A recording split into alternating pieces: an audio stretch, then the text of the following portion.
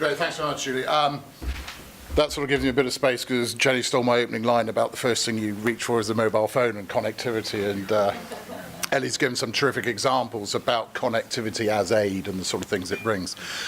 INMARSAT, we're a public company, private enterprise providing satellite communications. Having grown from a history of being effectively an NGO, we were privatised a number of years ago and went public, but very much grew up as a UN organisation, and that sort of heritage and culture still remains with the company.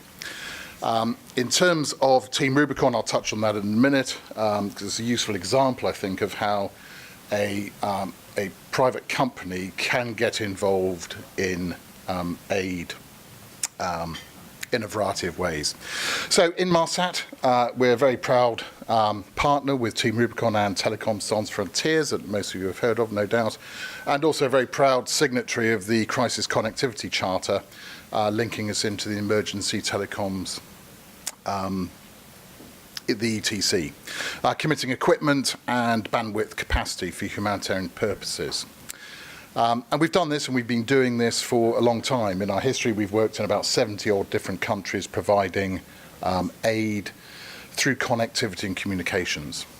And I'm not going to repeat many of the points that have been made, but to stress Jenny's point, one of the first things people reach for is a mobile phone and connectivity. And I think this is a change that I've seen over my history of working in crises, is that requirement for connectivity. Really powerful. Personal experiences of using mobile phones and sat phones, and the amount of people that actually ask to borrow your phone, borrow your sat phone to reach out to families, etc. Very, very powerful.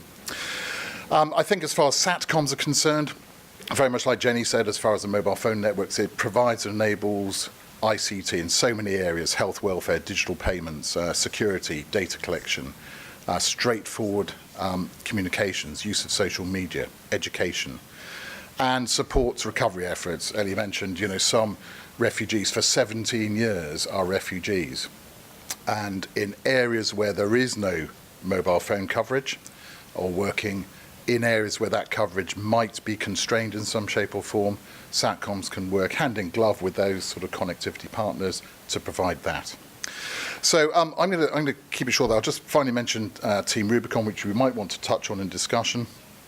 Team Rubicon is a small, really new charity using previous first responders, ex-military and civilians with specialist skills to deploy to disaster areas to provide immediate response. We're proud to have partnered with them, and a recent example was the hurricane efforts in the Caribbean last year, where INMARSAT volunteers who were trained by Team Rubicon as first responders deployed with communications equipment to the Caribbean.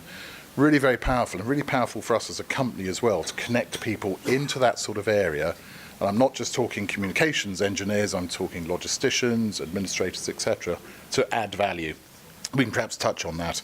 And maybe we can touch on as well the role of private enterprise in providing some of these critical capabilities, not only in response and the longer term recovery, but in preparedness as well. So Julie, thank you very much for the opportunity. Looking forward to the discussion.